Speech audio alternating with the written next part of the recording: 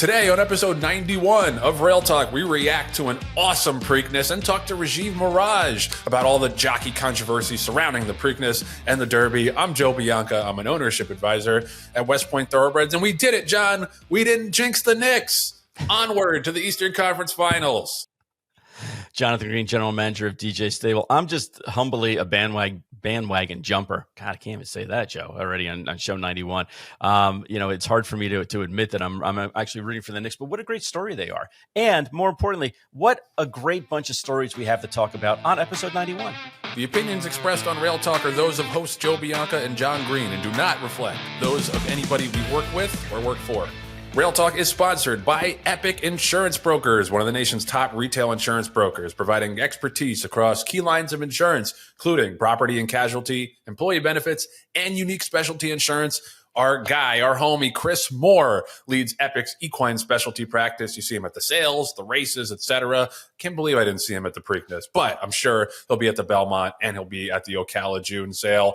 This is his passion. Like, Chris lives and breathes this racing and breeding industry. He's a great guy, and he has the expertise to help you unify your insurance policies. As you know, if you have an equine farmer business, you got to buy a lot of different insurance policies: farm insurance, auto insurance, workers' comp, mortality insurance. Chris can help unify those so that you have a common renewal date for everything, which makes sense and makes things a lot easier, less complicated, less to keep track of. And he can help you clean up your insurance mess. He'll create a program that works for you. You can call him up or give him a text at 317-650-4519. Set up the conversation. He's a great hang, first of all, but he knows his business and he knows racing inside and out. So give him a holler. Tell him Joe and John sent you. And that brings us to this week's Epic Performance of the Week.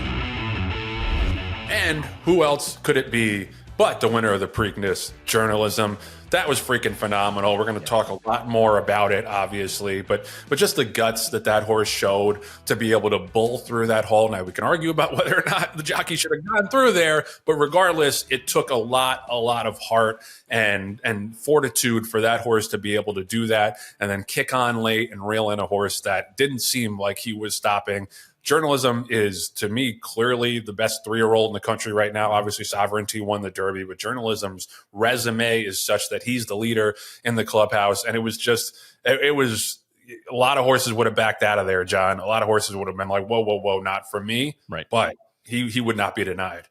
No question. And I know we literally had a horse in the race, so it was a little bit difficult to kind of watch everything else other than our big gray colt. But I had a chance to watch the race a few times after the results came in. And I got to tell you, Journalism, did it on his own. I mean, he absolutely won that race almost despite of everything that was going on in front of him. And to me, that shows the measure of a champion, is a horse that despite everything going against you, you still have the talent and the want to hit the wire first. And that's what happened. I mean, I think even the track announcer was surprised that the horse won, given all the trouble that he got into, midway down the stretch. It was phenomenal to watch. And again, I was watching us kind of coming down the outside, and it's a good thing we came wide down the stretch because there was such a kerfuffle going on the inside of us that we came out relatively unscathed.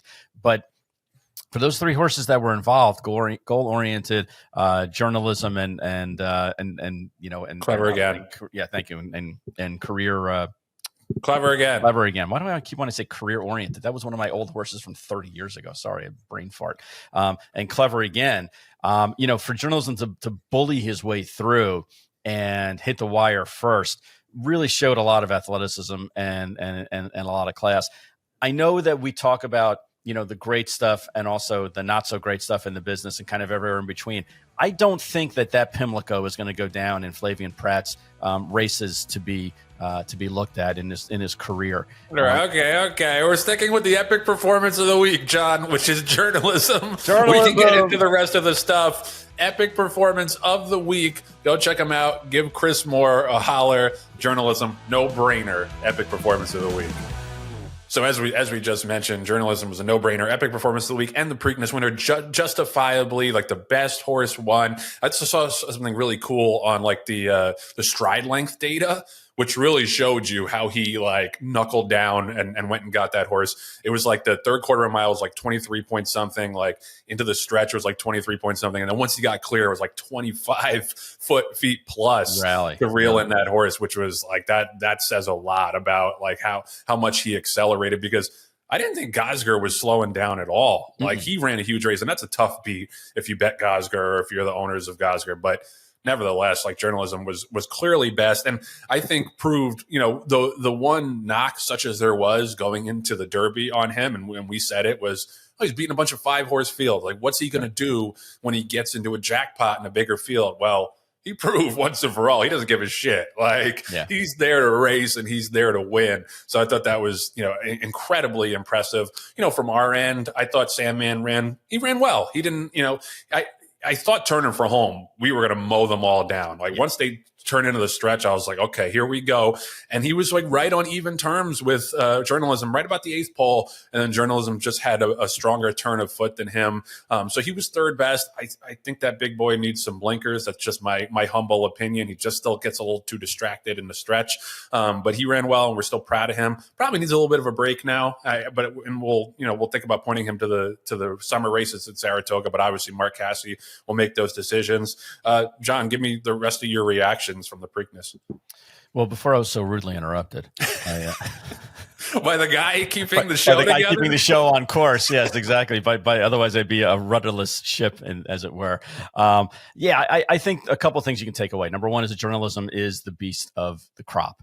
And we've always talked about, what kind of group this is and try to compare it to previous 3-year-old crops in the past. And it's hard until you get through the Triple Crown. But I think it's fair to say that this isn't like the superstar group overall.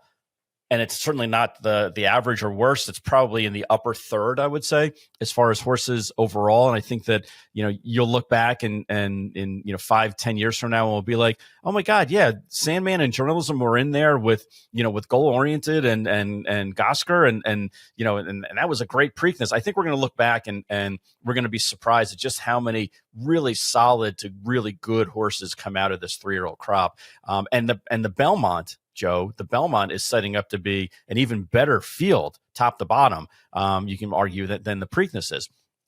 That being said, journalism did everything you'd want for your horse to do. He's beaten all comers. He's run exactly the way you want to, close to the lead, far off it in the Derby. He showed he has a little bit of turn of foot, in the Preakness as well, and made a hole for himself that really wasn't there. And kind of bullied his way to the front and then accelerated on top of it. Like with an 1/8 of a mile to go, he was still 2 lengths behind, at least, and hit another gear. We were actually like head to head with him, and he had another gear. I like to think Sandman has that extra gear. Well, journalism has the nitros button, basically, in comparison to everything else in this crop. So it was great to see. I'm happy for the owners. Mike McCarthy seems like a really good dude. He can't throw a first pitch out for shit, but hopefully he'll have more practice of that, as time goes on. And if that's his only knock as a trainer, he's a phenomenal John's trainer. Bitter that we didn't win, and he got asked to throw the first pitch out at Citi Field. I have my Orioles top on and everything, Joe. I am a little, I was warming up the arm. I'm throwing the ball to the puppy to try to make sure I can go, 61 feet. I mean, just to make sure I don't drop kick one, 5 yards in front of the home plate. But anyway, I digress. I think that the Pimlico overall was a really, really solid race. We'll look back on it as a springboard for other horses. As I was saying before, I don't think that, that Prat is necessarily happy with the way that the race turned out. I think from the one hole you have to send, especially on a Baffert horse that has speed. He didn't for whatever reason, and I think ultimately it cost him a placing in the Preakness, if not having a chance to win the race. Although again, it's a big ask to have to go from an A other than into the Grade 1 Preakness. That is a really huge ask. Not that they haven't done it before, but what's that?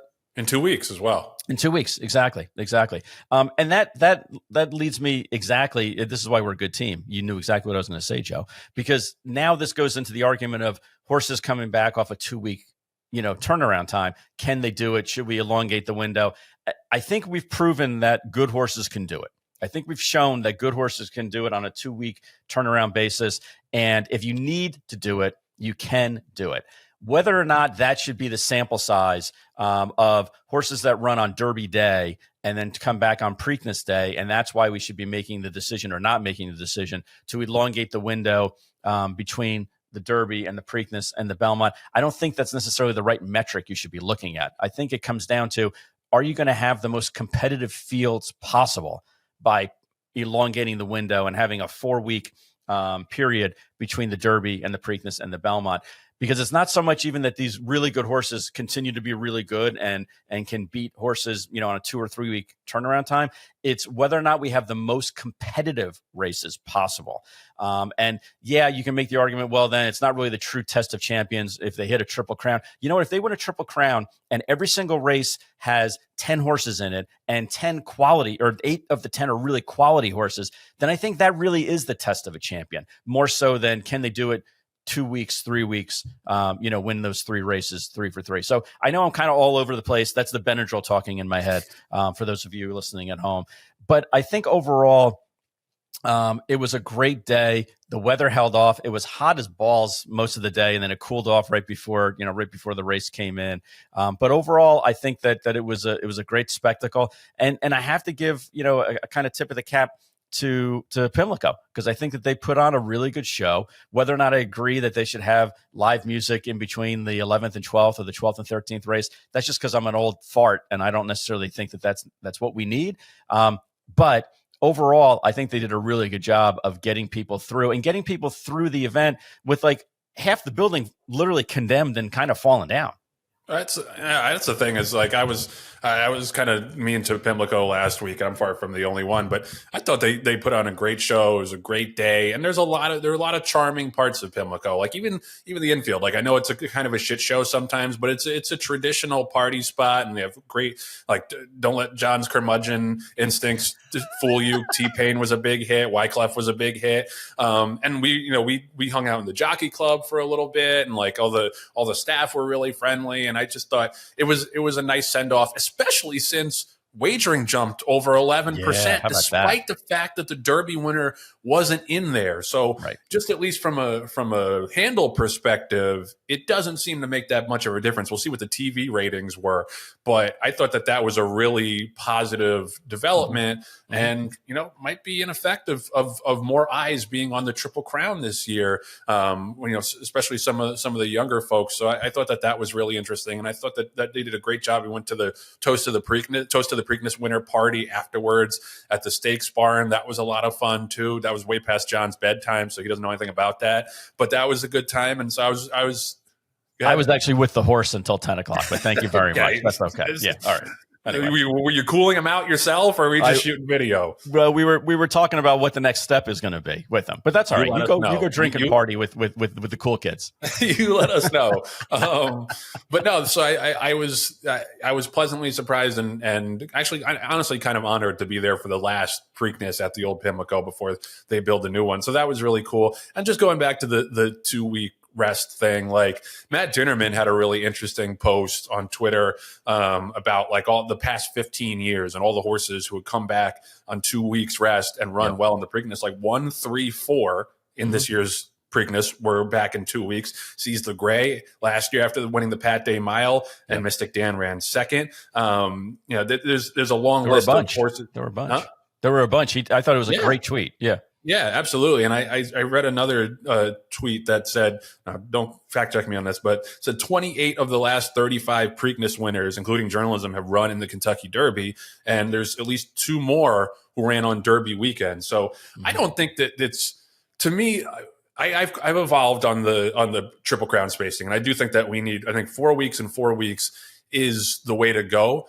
But don't get me wrong, I don't think it's a horse safety issue.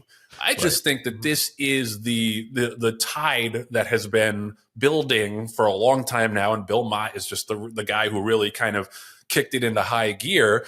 And it's just the reality of the situation that these fields are going to get less and less quality if we don't elongate the Triple Crown. But I don't think it's a horse safety or horse performance thing. Like, you see these horses come back in 2 weeks all the time and run really well. And I agree with what John's saying. Like, yes. Does it make it easier for the Derby winner in terms of rest to have 4 weeks and then 4 weeks instead of 2 and then 3? Yes. But it also makes it easier for everybody else that he's running against to come back in 4 weeks and 4 weeks. So yes, the spacing will make it a slightly easier task, but the competition, I think, will be heightened coming into those races more so than it would be with the current spacing. So I've evolved on this, but I don't want it to be misconstrued, because the data shows that it really is no problem for horses to come back in 2 weeks and run well. Right. And I think part of it also, Joe, is that, everyone is shooting for the Derby and everyone's trying to get there because of the prestige that is involved with it. It's no longer even like the money necessarily, because the actual purse money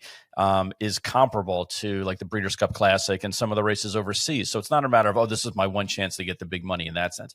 It's what everyone shoots for, so the breeders shoot for and want to have as their top line of their resume. And then after that, it's almost like the Preakness is an afterthought.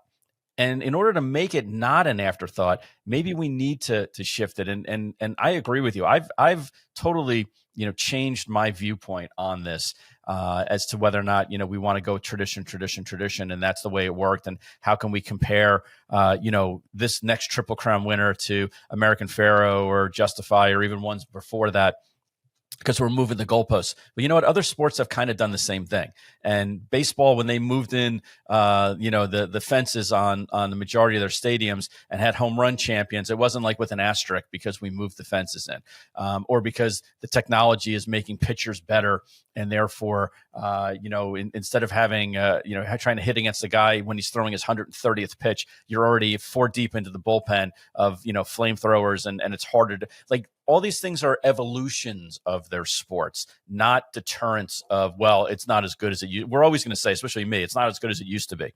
But in order to make it the best product possible for hopefully our fans, but also for the competitors, you want to have the best horses in each race. And statistics have shown, studies have shown that the better the field, the more horses and the better the field, the more likely it is that people are going to bet on those races. And I think we owe it to the gamblers to put together the best product possible for these races.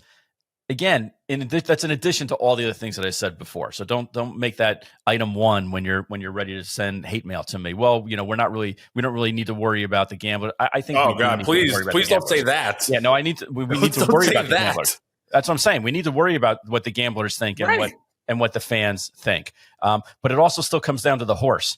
And if the horses are given the opportunity to get a little bit of time between those races, but the other side of the argument is, but they're going to run against a lot better horses also in those races. I think overall that's better for the sport on all those metrics. Yeah, no, I agree. And it's just like I said, it's the way the tide is going. Like, you can fight it all you want. Eventually, we're going to have to adjust, just because that's the way people train their horses now. And it's not because they can't come back in 2 weeks. They want optimal spacing, and you gotta realize that this is like baseball adjusting to speed up the games. Like, I know a lot of purists hated that, but it just was necessary for the best possible product. And I think that's the case here. Just one other thing from the Preakness, we're going to talk to Rajiv Maragh in a little bit, and I'm curious to get his take. That bumping incident towards the top of the stretch, Megan told me about it. We were focused on Sandman, and then Megan texted me and was like, "Wow, that was really scary in the stretch." And I'm like, "What do you mean?" And I go back and watch it. Yeah, that could have been really bad with that 3-horse bumper car situation. And I don't really have a strong feeling about whether or not Umberto screwed up or Flavien was a jerk about it. But it's just, that's the kind of thing that you see on, fairly often in racing, especially turf racing. I feel like that happens. But all I got to say is, thank God that wasn't worse and someone didn't go down. Exactly. And we were talking to Lisa Lazarus about it last week, about racing and how much safer it's been and everything like that. I was holding my breath when I was holding my breath anyway because of Sandman, but I was holding my breath especially on that one because I was like, just, oh my God, please everyone come out of it safely. And not only they did, but again, journalism hitting the extra gear at that point. Joe, one more argument about the spacing of the races, because we only have focused primarily on the Triple Crown, but what about the filly races? I mean, we look at at the Oaks and what a good top to bottom field that was. And you look at the Black Eyed Susan, and none of those horses, not one, came back to run in the Black Eyed Susan. As a matter of fact, there were 2 claiming horses in the Black Eyed Susan, no graded winners, and only 2 horses in the race were graded placed. To me, that's not what the Black Eyed Susan should be. The Black Eyed Susan should be, other great horses that are running, and maybe some of them that carry over from the Oaks into the Black Eyed Susan.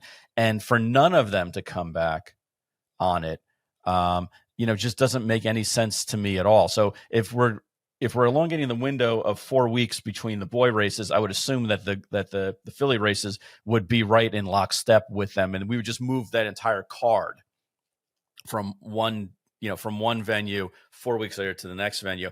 Because I got to tell you, the way that the Belmont card is shaping up is unbelievable. And if we could have some of those horses that would have had that intermediary step of running on Pimlico Day as well, and it's not a knock against the horses that ran on Pimlico Day, because I thought they had a pretty good card. You've said Pimlico instead of Preakness like 12 times. This is the first time I corrected on Preakness Day at Pimlico. Then we would, it would benefit everyone involved. Yeah, I mean, I totally agree, and it brings up the idea of like, should there be a triple tiara like the Triple Crown? Like, would that help garner public interest? Because I remember, like, way back, like when I first started following racing, New York kind of had that to market, like the Triple Tiara. I think it was the Acorn, the CCA Oaks, and then the Alabama, and then they kind of like forgot about that. Right. Should we, if and when we do elongate the spacing of the Triple Crown races, should we put more of a focus into having like a filly equivalent? Mm-hmm. Yeah, and I remember New York also had the Turf Tiara. Remember the first couple of years when they had the really long races? Maybe it was like 5-6 years ago, mm-hmm. and they dubbed that a whole separate. They branded it basically to be a whole separate pool for bonuses and everything like that. So yeah, I mean, there's creative ways to do all these things, but I think that saying, well, that's the way we always did it, isn't the right argument to make at this stage of the game.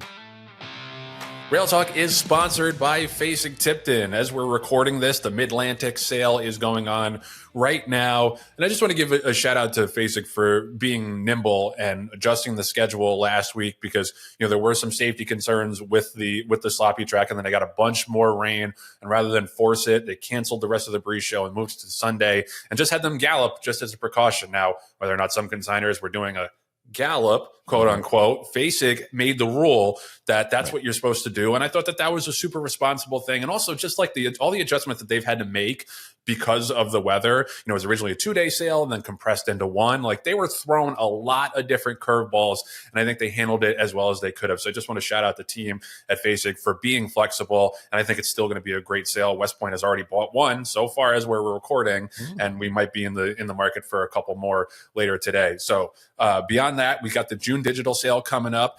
You can enter now. The sale dates are May 29th through June 3rd.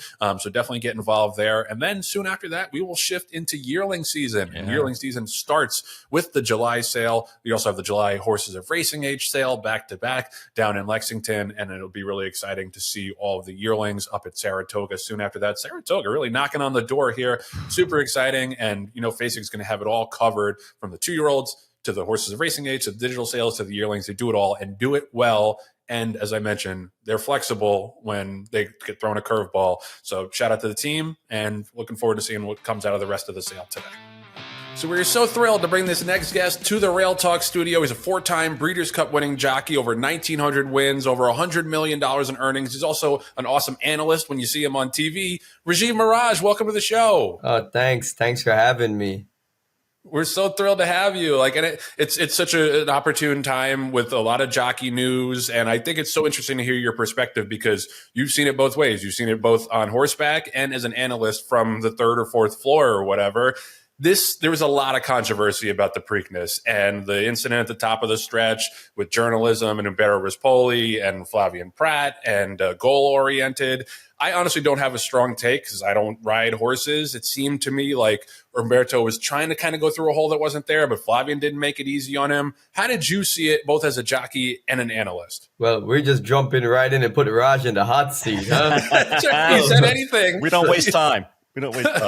I'll say this. It's a tough, I feel like it's poor etiquette for a jockey to say, certain things, an active jockey like myself. So I don't really want to step on any toes. I mean, all the guys that were involved in this situation are personal friends of mine, and also, in the jockey community, I don't want to say too much. However, I can compare this to something that you guys that have never ridden a horse and the general public might be able to make their own perspective of it. So imagine you're driving down the highway on a 2-lane highway and a couple hundred yards up the highway, it's going to open up to a 3-lane. But currently there's 2 lanes. Lane number 1, there's a Toyota going 40 miles an hour. 1 car length behind him, barely behind him, in lane number 2 is another Toyota that's tailing him, but in the other lane. Here comes a Ferrari with a guy, revving up behind, and there's only 2 lanes in front of him. He's looking to try to pass both those cars because he's in a Ferrari and he can just go by the Toyotas anytime. But the Toyota, there's not sufficient passing lane, and the Ferrari doesn't want to wait till it goes into a 3-lane to go into the 3rd lane. So now the Ferrari runs up behind the Toyota in lane 1, and all of a sudden he starts decelerating. He goes from 40 miles an hour to 35, and he's about to rear end him. Right. So he decides that what is his decision to make? He got an option. Option A, slam on the brakes and don't rear end this Toyota. Or option B, swing into lane number 2 when there's already another car there. Who's wrong? Is it the guy in lane 2 that's wrong for not moving out of the way when the Ferrari's barging through? Or is it the Ferrari guy that's saying, hey, man, just get out of the way. Your car is too slow. You guys can make the judgment. But that's the situation that they were faced in. And also, there's also a competitive part of this, too, that's saying, hey, this is a horse race, right? Yeah. So, if I'm on the highway, and this is my personal take on it, and I'm in lane number 2 and I'm driving that Toyota, I'm saying, why does this guy think his time is more important than mine? Like, I got to move out of the way because you're driving the Ferrari. Man, wait your turn for the 3 lanes to come or sit your ass in the traffic. That's me personally. So, that's what I would do. So, and I feel like that's kind of the best way that I can take this into perspective. And then from that, anyone can make their decision. Right. But the rule in horse racing was violated by the horse on the inside because you cannot you cannot impede another horse to create room when it wasn't there, and there wasn't room. Okay. So the bottom line, that's it. I don't want to say anything more. Yeah. No, that's a great analogy. That's an awesome analogy. That paints a really good picture. So Raj, how much communication is there during the course of a race between the jockeys? I mean, you give, for your racing analogy there, for your driving analogy, I should say there, in that scenario, we're all sitting in the cockpit. We have multiple mirrors so we can kind of see what's going on behind us. Those luxuries are not available when you're on a horse. So is it the jockey that's coming up in the Ferrari in this example? Is he yelling and screaming on your left or move out of the way, or what communication is going on? And B, if that's normal communication, how effective is that when there's 100,000 people screaming and yelling? And is it able to be transmitted, that those instructions? Great question. So for part B, the big difference with riding amongst a pool of top class, world class jockeys versus a pool with mix of inexperienced jockeys or jockeys that hasn't been in that situation is when you're riding against the best jockeys in the world, there's actually less communications going on because each person is so accountable for their horse. They're usually in full control. They know where they're at. They know where to position their horses and how to navigate tight quarters.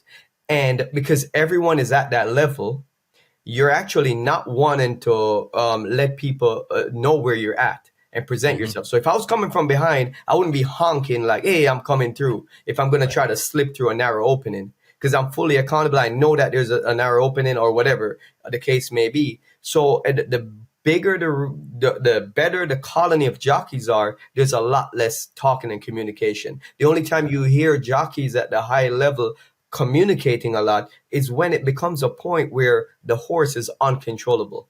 So, where it's like the very few and far between, but you're in situations where exhausting your best skills and everything, you're just in a bad spot and you need help. And that's usually the only time. When you go into different circuits or amongst a pool that's mixed with inexperienced jockeys, you'll hear a lot more yelling and screaming or pleading for stuff out of desperation because they're out of control. And a lot of time it's self-inflicted. Right. So, at a big level like the Preakness, you probably wouldn't be trying to give away your spot. But if you get desperate, you'd probably, start yelling because you're seeing the floor, you know what I mean? And stuff. So in addition to that, like you're saying, there's a loud place, screaming, yelling, it's a lot going on. So I don't know what the communication was like in that scenario, but I would expect that Umberto would not be saying to Prat, give me a chance, until he's like, oh, holy shit. Yeah, I'm in a spot now that I can't, I can't get out of.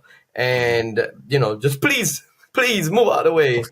Right. Kind of thing. Right. Yep. Wow. Yep. Yeah. No, that's super interesting. Another hot topic on jockeys in the news was the fine of Junior Alvarado for overstriking with the whip during the Derby. $62,000. Supposedly, it can get appealed down to $31,000. We had Lisa Lazarus on the show last week. Created a lot of stir on racing Twitter, and I thought that your response was super thoughtful. So, I'm curious your reaction to that. Like, where should we stand on the crop rules as opposed to where we are now? Where we should stand. So without going into all the reasons why I come to this, because we can dig deep. I mean, this is you can open a Pandora box of things and it just keep going down to the reasons why. However, ultimately, the rules that are written now, this arbitrary number of 6 strikes that is put into every race, into every scenario, is total overcompensation to protect a perspective of people who aren't even the core supporters of the product of horse racing, and you're penalizing the core product of horse racing, right? So in the NFL, if you go back, when there was head-to-head contact, right, and it was causing all these concussions and head injuries to the athletes, right? The NFL didn't jump up and do this knee-jerk reaction and say, hey, let's now turn this into touch football, 2-hand touch, right? They assess the situation and realize that there's no room for head-to-head contact, right? We have to be really strict on that because there are brain injury, all these different things that can happen. So we need to get better helmets. But we also need to enforce a strict no head-to-head contact policy. We didn't stop playing tackle football, right? Tackle football, because if you take tackle football and turn it into 2-hand touch, the effect of that is you turn your product upside down. Horse racing is a pari-mutuel gambling product, competitive sport. Utilizing the crop to inspire your horse to compete is actually a skill that we as jockeys have developed year over year when we utilize it the right way. There is zero room for abuse of the crop. However, overcompensating and doubling down on it, it's just going to devalue our racing product, our competitive product, to appease instead of educate. We have created crops that have so been advanced from 20 years ago when I started riding that has very minimal to no effect on a horse. There is no data, there is no science that backs up cutting to 6 to do what? For safety. Yeah. There's actually Contrary to that, there is a case could be made that it's unsafe to limit a jockey to 6 whips because 6 strikes, because if you're in a position where you already use the 6 strikes and now it's a safety and you have a split of a second to make a decision and you don't use it in a case that you could actually, end up in a bad situation. So I think we need to come to some common sense rules that is backed by data, backed by science, and also by professional experience from jockeys. The 6 strike that they're saying that, well, the jockeys were a part of it. That's total bullshit. What they did is they gave us 2 horrible options. And they say, take one. It's like you say, this person is starving to death. Here are your options. No food or 1 breadcrumb. Well, 1 breadcrumb is better than no food, right? But 1 breadcrumb doesn't suffice. Why can't I get a full meal? And so we need to look at making the crop rule based on the competitive sport and not abusing the crops. Right, that's what I mean. That's my follow-up question. Is there a number that makes sense? Well, if I said that number, it wouldn't be completely fact-based because we should combine the 3. We should look at reports from what are you trying to affect by limiting the crop or making that model. So you look at what you're trying to accomplish, and then you go back and say, well, what supports that? Right? So how does the science support that? How does the data support that? How the professional experience support that? You combine that, you fuse that, and you come up with a model that's a common sense model. I can tell you off the spur of my head from my professional experience, and I'll tell you why. I believe that it should be framed as within a certain furlong, you have a cap on the amount of whips. And the skill to it is that a horse, you can inspire a horse. You don't necessarily, the best jockeys in the world, when they come down inside the stretch, you'll see them switch from the right to the left. And you kind of, it's another just a surprise. The horse gets flagged on the right and he reacts from it, he goes forward. And after a while, you re-inspire them and a surprise from the left. These are horses, right? So I would say 4 strikes cap per furlong, right? So from the quarter pole to the 8 pole, once you use 4 strikes, you can't use 4 more strikes until you get to the 8 pole to the wire. So, 4 strikes per furlong cap. And the reason why I say 4 is 2 on the right, 2 on the left. 2 on the right, 2 on the left, right? That kind of, and I'm not saying that is right, but that would where my starting point would be. Most jockeys don't use the crop before that because it would be squeezing your gas pedal too early, squeezing that nitros out of the tank, and then you'll be running on fumes late. So the generic way how we ride horses, and because every horse is different, but there's a very common model. You come out the gate, you utilize the crop to get them going 1 or 2 or 3 times, depending on the horse. Then they get in a rhythm. You don't even use the crop anymore, and as the race advanced, quarter pole to the stretch is when you use the crop again. Right. So Raj, when you say, you mentioned before that the crop has minimum to no effect on the horse because it's so different than it was 20 years ago. Are you finding that the horses are reacting from the crop now, or is it just like a gnat on their ass at this point because they don't even notice it because it's so minimally effective at this point? Yeah, it's not a gnat, and I'll tell you why.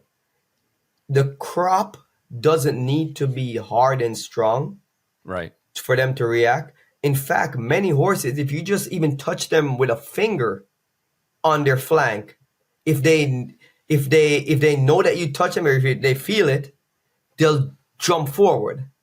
Because the effect is really like if you go back in time, a horse is a wild animal, they jump forward when the predators attack them from behind, and they jump forward and they kick. So a horse will you touch them on the back. You don't need to really hit them for pain, for hard. So the crops that we have now is that perfect blend of enough that they actually know that you did something, right? And without hurting them. Right.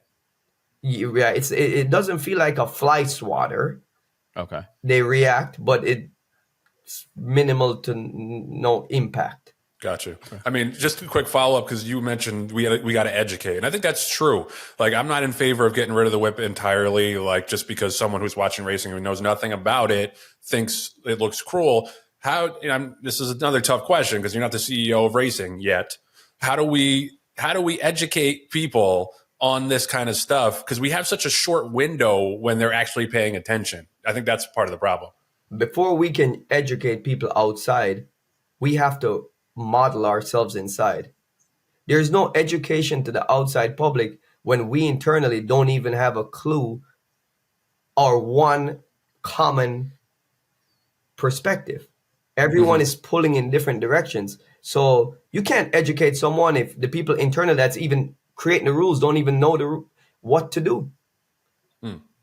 What are they going to educate about a 6-crop rule now? What are they going to say? Why did we come up with 6 crops? Because, well, we heard that some countries use 6 crop and some use 100. So we took 6 or 0. If you ask the authority right now that implemented 6 strike, ask them why, and you educate that why, right? That's what you're going to educate. Why do we have 6 crops? But there's no reason for the why. So how can you educate? So create that why first. Let's create the why. Why do we use X number as the crop? Why do we do it this way? And then you build that funnel of education to the public outside. And you also educate inside. Because jockeys, trainers, owners, do you guys know why it's 6? No, but like that's, if we implemented your idea and had 2 per side per furlong, how would you answer that question if someone said, why is it that number? Well, now I go from making rules to being marketing, but but it would just be there's many different ways to create a funnel of education, right? The first part of that falls under the marketing aspect, right? And the first part of the education is when you create that awareness. Let's not be shy about it. Let's put it at the forefront. Let's not bury it and be reactive to somebody being upset about the whip effect to say, okay, let's answer that question now, right? Let's be proactive and create a whole system to say, we are using crops. These are the crops that we use, and this is why we use crops. So the first day before if you're a new person and you've come into the racetrack for the first time and you've never seen a horse race, you should already know what to expect. And you don't just come in and see a horse coming by and like, oh my God, they're whipping the horses. These people are evil, wicked, right? Because there is no proactiveness into making that at the forefront, that education. Yeah. Gotcha. I still think it'd be hard to quantify scientifically how many strikes and from what side is the most logical way to go. I don't know how you would do that. So I think, again, not defending any side of this argument, but I think that starting with some rule that was based on, on a previous Commonwealth, in this case Kentucky, that approved it, which is horse capital of the world. You make the argument, and adopting that 6-strike rule, makes sense. But certainly to have more feedback now, just like everything else that's been going on, we have a set of rules, and then if it's not working, be able to come up with other ideas or other backing as to why we need to make alterations, whether it's reducing fines or increasing safety, alignments, whatever it is. But this rule seems to have been a lightning rod and generated a lot of conversation, both from internally and externally. And I think, unfortunately, Raj, we've kind of used up our social license as an industry, and the perception is driving this more so even than science could. So when you say, hey, people come in for the first time and they see us, quote unquote, whipping or striking the horses, if they're faint of heart, or don't understand that it doesn't have a real physical effect on the horse, from a pain standpoint, that's their first initial reaction, and that makes them maybe back up a little bit. So do we go with something like you said? If I use my hand and touch a horse on its flank, it's going to accelerate or reaccelerate because of that common language that I have with a horse. Is that just you as a top flight jockey that has that ability? Or is it, hey, anybody worth their salt in the jockey colony should be able to do that? But John, I got 2 Toyotas and a Ferrari on my ass as I'm going down the lane. And sometimes I don't have the ability to, or the wherewithal to be able to use my hand versus a piece of equipment. Right. Well, the hand comparison, it's just to show that if the horse gets the touch, it would progress, but it's not practical to reach back while you're riding a horse going forward and touch their butt, right? Because you just don't have the scope on your hands to be able to hold. So some equipment is needed. Right. Some equipment is definitely needed. So you need that equipment. Okay. For safety.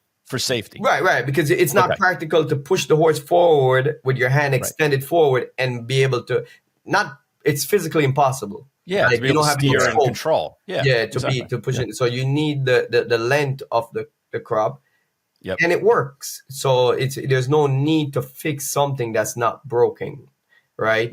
We don't need to invest into too much and going down that pipeline to fix something that ain't broken. Right. So that's why I would say stick with the crop and kind of look at it. But and I 100%, to go back to the first point that you made, we need to have rules. Because it cannot be a free-for-all. No. Look, exactly. when I'm talking about 20 years ago when I started riding, right? We could put a penny inside a popper that's already leather made and make it even hit harder. Yeah. Right? Yep. Not saying that you would actually see welts. Sometimes you'd see welts on the horse. You'd see welts on the horse. And people turned a blind eye to that. And I'm going to say this 100% out there. HISA, the concept of that, it's the best thing that's happened to horse racing in a long time. We need reform. We need remodel. We cannot sustain a product and keep going down.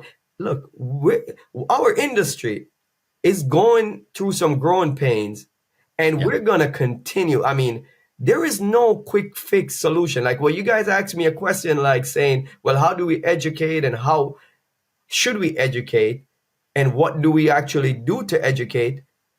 There's no quick fix answers to those things. It's a whole remodeling the system, and it's integral that there's a HISA or companies like that who does it and does it to also be able to push the sport forward. I feel like one of the consensus that the horsemen have right now, the people that have invested in the sport, about HISA, one of the fears that they have is that they're not actually there to help propel the sport forward. They're just there to make rules to remodel the sport. And I think that's what scares them. It's not that they don't see the value in what HISA can bring when it comes to safety and those things.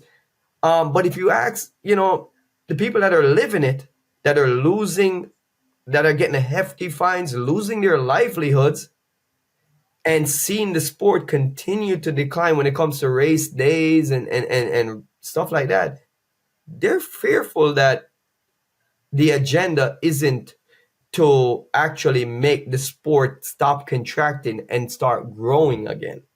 And I think we also need to understand that that people see the value in HISA, but we also want to make sure that it's for horse racing to reshape and grow forward. Grow, yeah, exactly. Yep. Yeah. Yep. Yeah, no, it's a great point. And I do think that there needs to be some short term pain for long term gain with all the bad actors that we've had in this sport, and I think that that's kind of what we're going through right now. But yeah, I love you having your perspective on this. I want to ask a personal question because you were one of my favorite riders when you were riding in New York. Thought you were one of the most underrated riders in the game. You had some significant injuries. You went to TV for a little bit and did a great job there. Did you always know that you were going to come back to the saddle? Was it just that you had that fire in you? Like what was that process like through the rehab and then eventually getting back to riding? Well, I never announced the retirement. Right. No, I know. It was just, we were curious. So what really happened that the mainstream doesn't know why I stopped riding. When I came back into the business and so forth, resurfaced, they thought it was because of my injuries, but actually I had recovered from my injuries. I went and I wanted to establish myself outside of horse racing. Mm-hmm. During COVID, I was kind of hit in the face with the fact that, look, I'm a jockey. That's all I've done since I was 18 years old. The industry was almost taken away, man. 85% of the racing was shut down. And it really, I looked around. I had my firstborn child. It was 2020, and my family and everything. I'm like, if horse racing wasn't there, what would I do? And I saw to myself that as an athlete, we always talk about, when we're done doing this part, being an athlete, what do we do next? Right. And I said, man, that's actually a reactive way of thinking. Why don't I establish my next path now? So that when I am done riding, that's already in gear. Right. See? So I needed to educate myself outside of horses. I didn't go to college. I didn't do all that. I looked around and I thought about, what do I love if horse racing didn't exist? I did an odyssey planning, and I thought about, if horse racing didn't exist, what would I be doing? And I saw that I love technology. I feel like utilizing technology to kind of streamline inefficiencies in the world. I walk around and I'm like, why do people do things like this when you could do it like this? And how can I, get myself involved in that?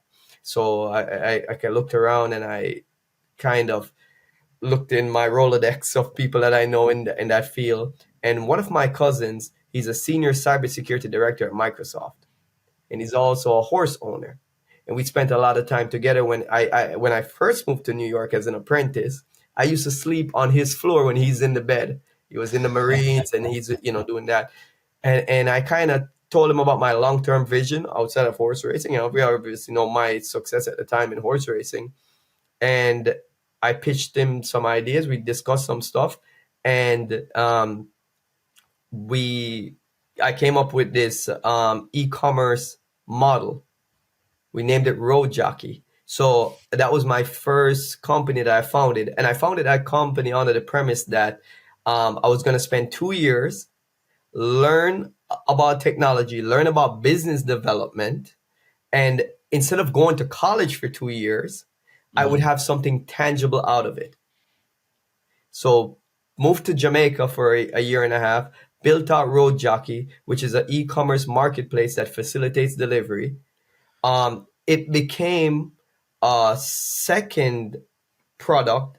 Now it falls under the umbrella of Cyber Jockey, which is our consulting firm that specializes in tech development. Because what I realize is there's a lot of people who have ideas, but they cannot take it to life because they're busy in their day-to-day stuff.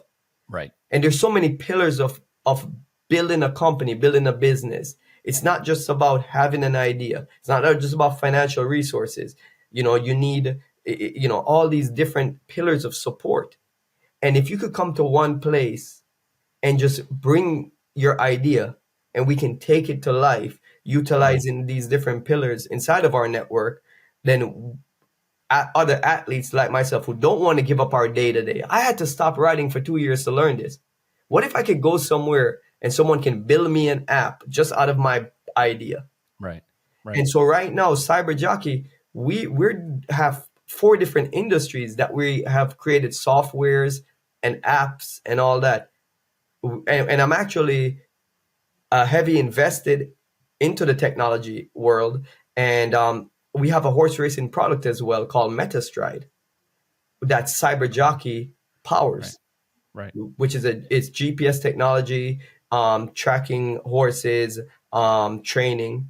So, a trainer and owners, they can be anywhere in the world and be able to assess their horses' progress and stuff. Wow. Now that I'm back to riding, my partner and we're trying to figure out how we can bring on the best people in the world so we can be scalable. We're not quite scalable yet because our technology makes us be able to be way efficient with less people, because that's the power of technology. But we are like sitting down right now and thinking about there's so much value of what we have and so much opportunity. I'm riding, I cannot be in it. I can work on it a little bit, but we're just trying to build out the framework. We already have the framework. We're just trying to put the people in place to continue to scale this. So that's the reason why we keep it a little private. Most of our clients are like, hey, I know you're doing this. Like a trainer, how MetaStride came apart, there was a trainer that had an idea for 8 years. He's a construction owner. So he's not always at the barn. His assistant trainer is his main guy. And he goes, I've been trying to get to see my horses. I'm tired of using feelings and emotions by what my help is saying, how my horses are trained. I need real data. How do I do that?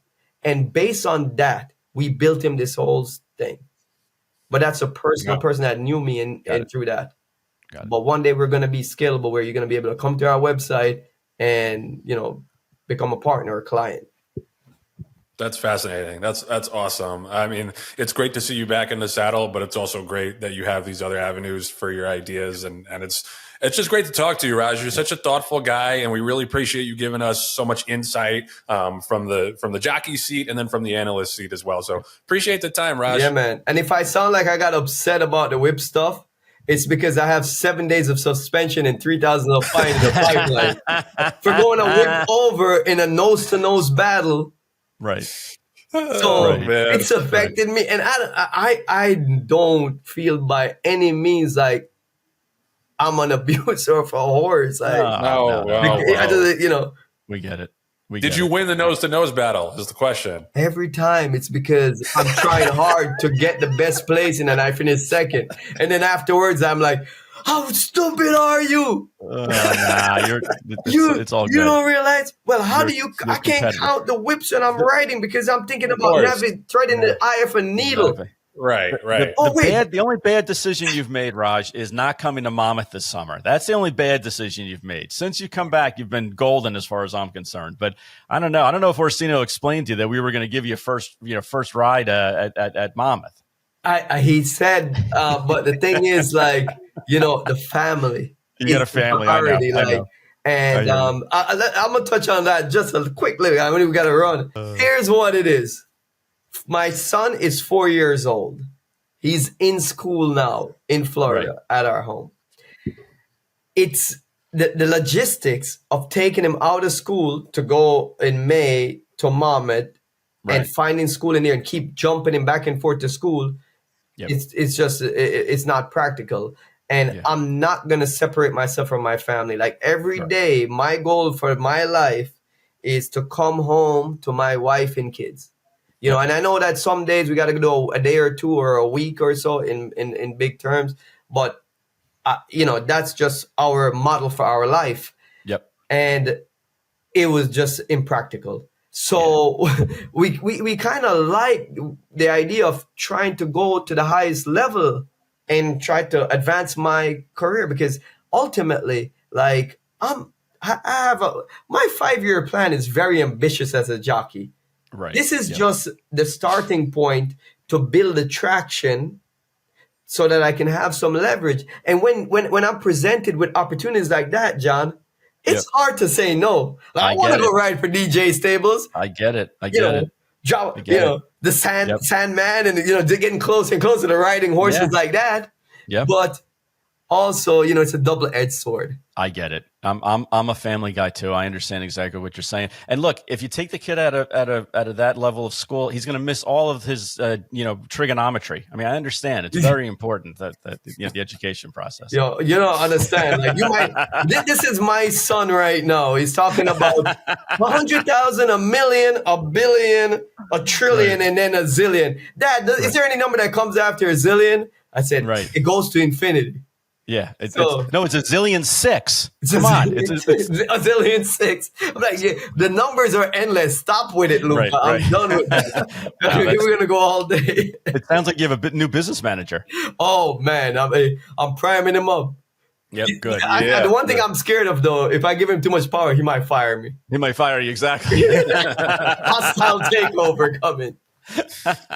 CEO in training. Awesome. That's right. All right, Raj. That was awesome. So great, bro. Great talking to you guys. Man.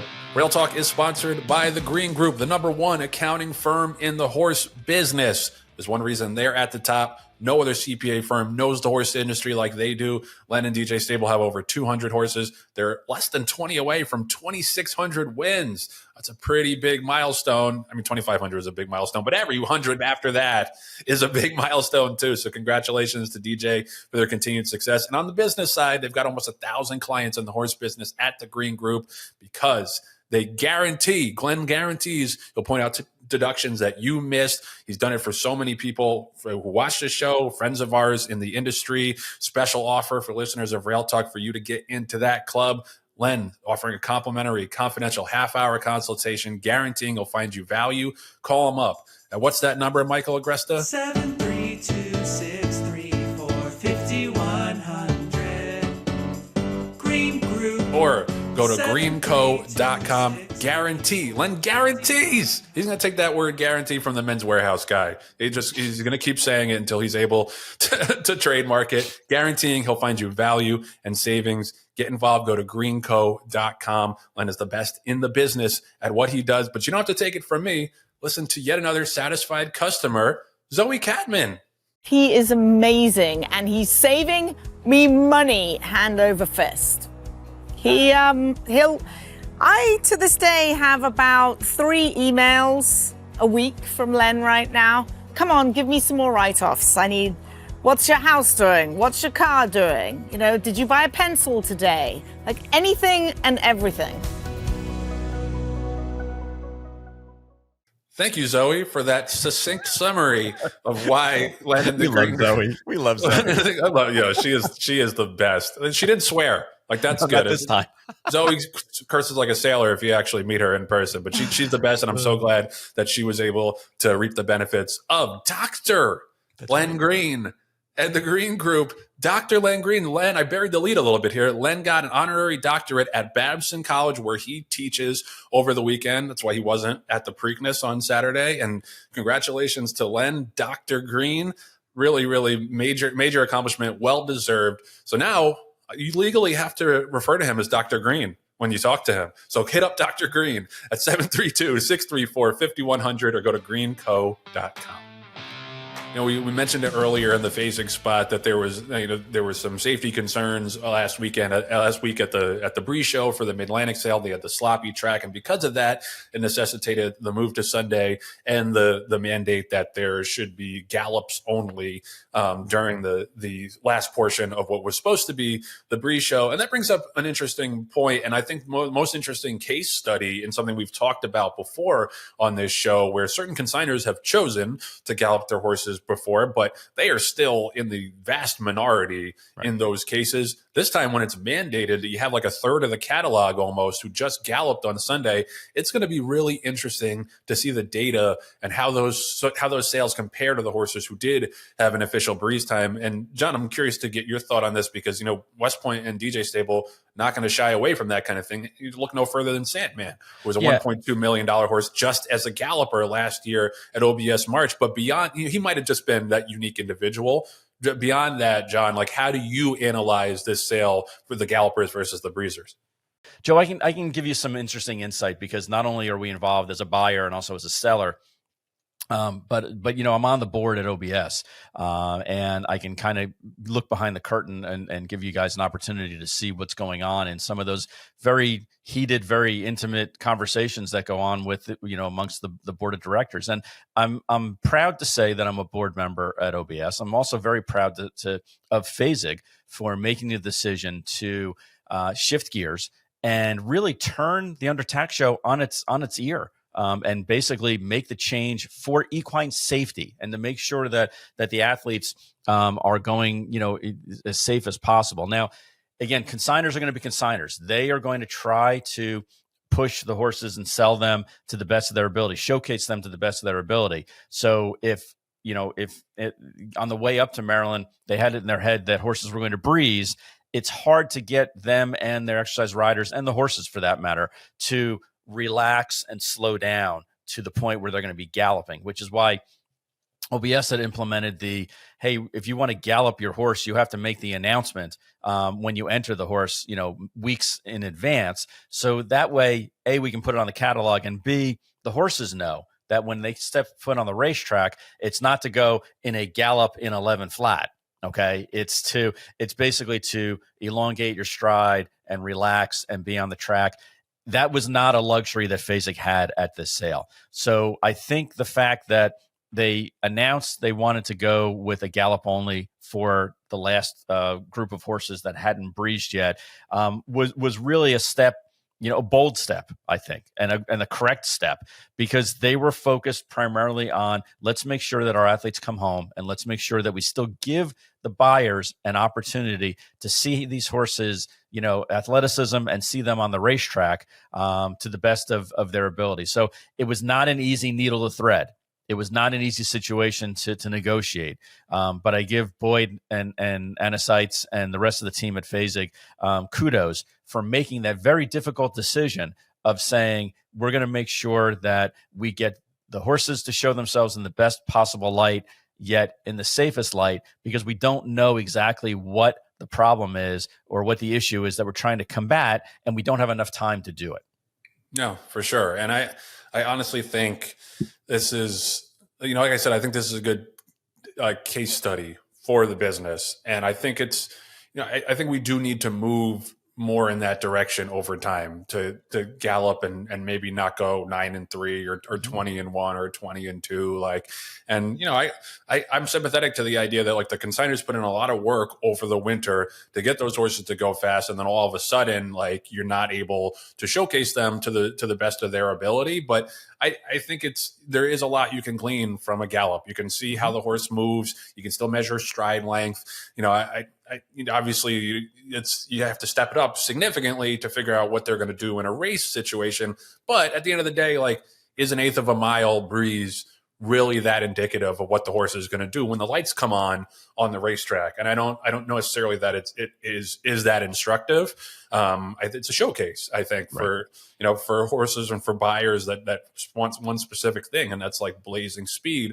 That's not necessarily what suggests they're going to be a successful racehorse in the long term. So, like I said, we're not going to shy away from buying gallop only horses. And I think I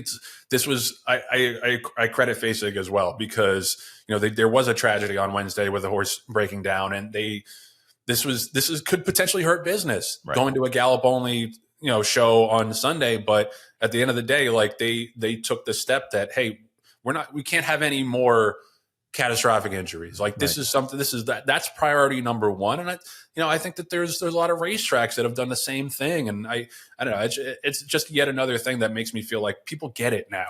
Yes. Across the industry, whether it's racetracks or sales companies or whoever, they get it, that it's the most important thing is that the horses come back to the barn safe.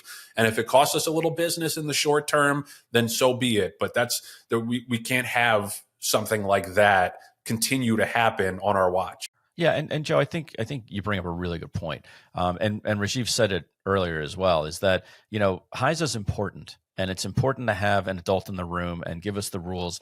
And when it comes to 2-year-old sales, they don't have the jurisdiction to be able to come in and say, here's what's wrong with this racetrack, or hey, we're shutting this down. So for these other entities, these private entities, whether it's OBS or FASIC in this example, to come to that conclusion on their own and say, you know what, we need to make sure this is safe for our athletes in order to move forward. And yes, it's going to cost us money in essence in the short run, but the long-term gain is that it's going to be a net positive. I think that's a prophylactic effect of HISA being involved, is that, you know, people are focused on safety now. And that was not the case a few years ago.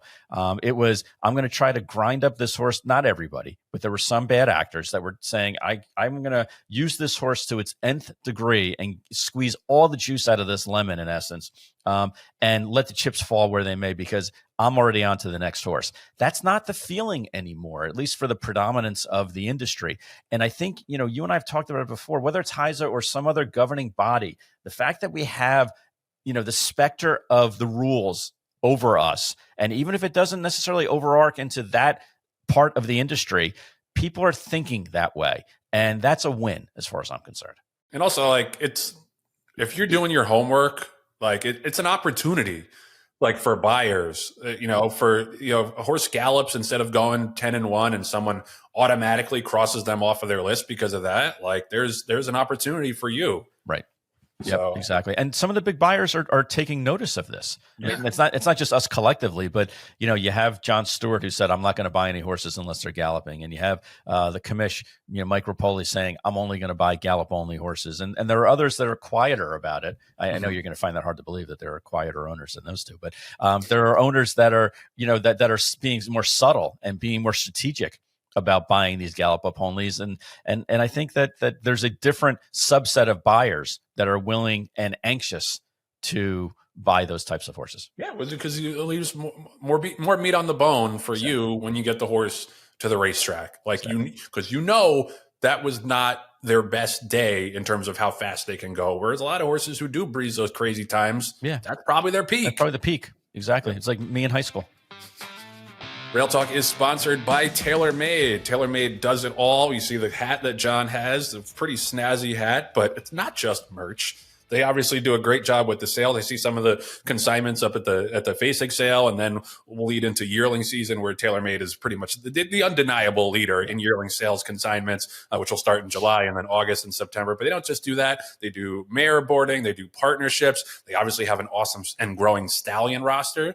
John, you hear a little bit of buzz about a new stallion? I heard a little whisper that maybe they're, have an addition with their stallion roster, Joe. Terms to be announced soon. Oh, man. Stay tuned for that. Congratulations on the new baby, if that's happening. TaylorMade, because we love their stallion roster. West Point has a couple of Instagrams and Tastatai, and it's an awesome roster, obviously led by Not This Time, but that it's deeper and deeper every single year. Knicks go. That's right. Ewing, our boy Ewing, officially named after the god Patrick Ewing. Look for him at the races this summer from the Mark Cassidy barn. So yeah, we it's not just a sponsorship thing. Like, we really believe in that stallion roster, and you should too. Go to TaylorMadeFarm.com to learn more. All right, so that's going to do it for this week's episode number 91 of Rail Talk. Thank you to Rajiv Maragh for stopping by. That was an excellent chat. Great to hear his perspective, and continued success to him on the jockey side and the tech side.